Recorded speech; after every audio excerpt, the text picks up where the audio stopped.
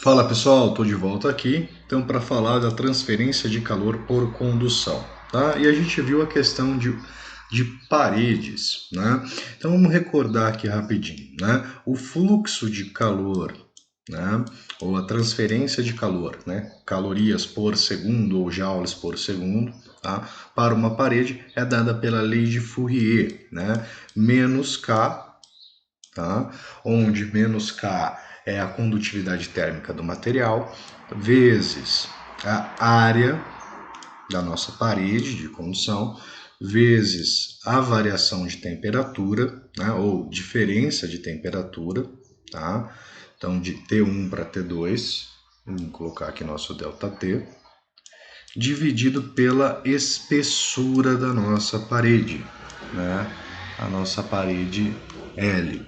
Tá? Então, nesse caso, nós temos aqui duas salas idênticas, estão separadas por uma divisória de espessura 5 centímetros, área de 100 metros quadrados e condutividade térmica de 2 joules segundo metro grau Celsius. Né? O ar contido em cada sala encontra-se inicialmente a temperatura T1 de 47 e T2 de 27 graus Celsius. Tá? Então, o fluxo de calor vai acontecer da temperatura 1 para a temperatura 2, como a gente viu anteriormente, que o calor sempre flui da maior para a menor. Tá? Considerando o ar como um gás ideal e o conjunto das duas salas no sistema isolado, ou seja, não tem troca de calor com mais nenhum lugar, é somente entre as duas salas, calcule o fluxo de calor através da divisória relativas às temperaturas T2 e T1, né, as duas temperaturas iniciais. Tá? Então, muito bem, nosso fluxo de calor vai ser dado por menos 2 vezes a nossa área, que é 100, vezes a variação de temperatura, né? Então a gente está trabalhando com 47 para 27, então a variação é 20, tá?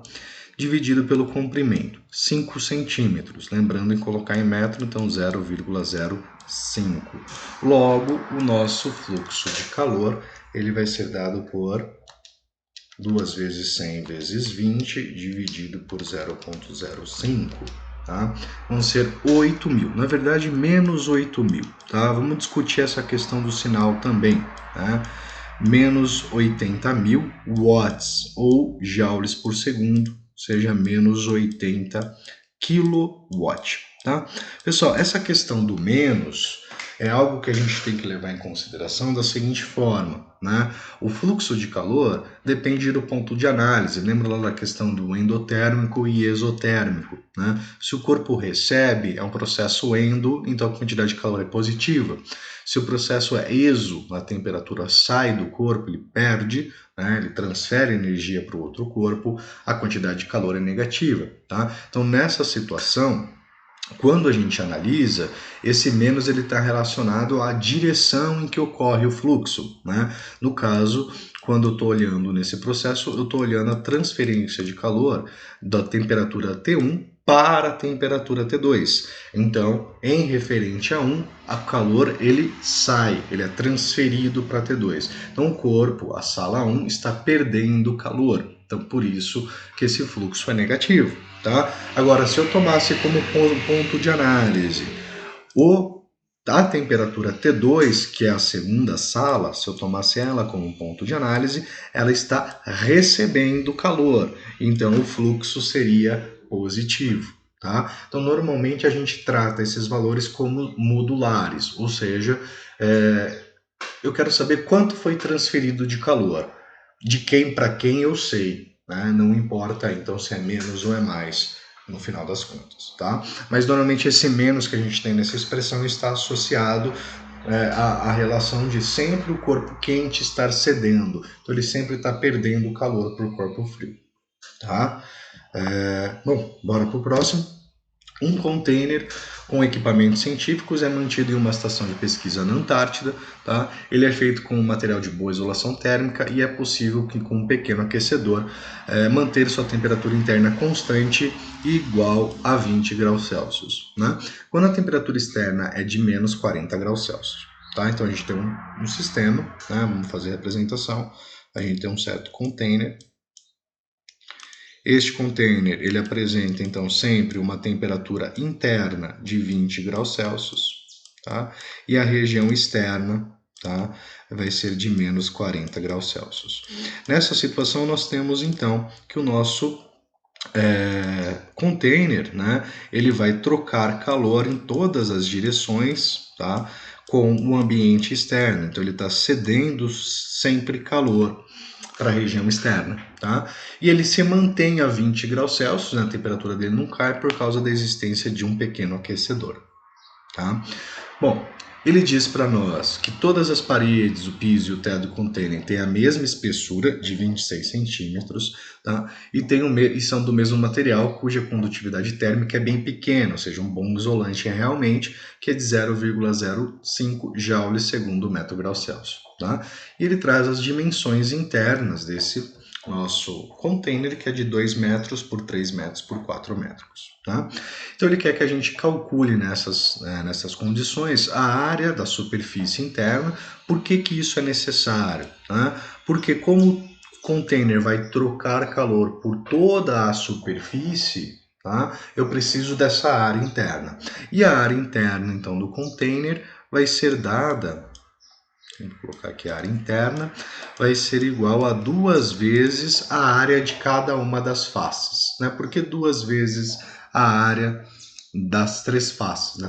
Porque ele tem 6 faces e 2 são iguais, né? Cada 2 pares elas são iguais, tá? Então a gente tem 2 vezes 3, que é uma área, né? Uma região, mais 2 vezes 4, que é uma outra região, mais os 3 vezes 4, que é uma outra região, tá?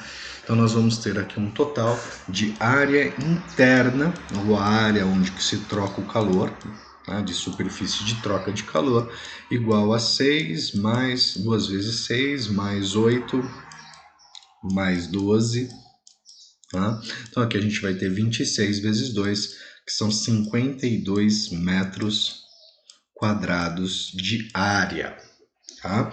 Muito bem. Na letra B, ele quer saber qual é a potência do aquecedor, né, considerando ele ser a única fonte de calor que nós temos dentro do container, tá? Muito bem, gente. Como que vai funcionar? Se a temperatura mantém-se a mesma, quer dizer que o calor fornecido pelo aquecedor é igual à quantidade de calor cedida pelo container, né? Se a quantidade de calor que entra é igual à quantidade de calor que sai, o corpo que está no meio, ele nem aquece e nem se resfria. Ele vai manter sua temperatura constante, tá? Então eu posso afirmar, né, que a potência do aquecedor é igual ao fluxo de calor, ou melhor, ao módulo do fluxo de calor, tá? Vamos ter que apresentar valores iguais. Então, nesse caso, a potência do aquecedor vai ser igual, como eu falei em módulo, vamos desconsiderar o negativo, então K vezes a área vezes a variação de temperatura dividido pelo L, tá? O nosso K, nossa condutividade térmica é 0,05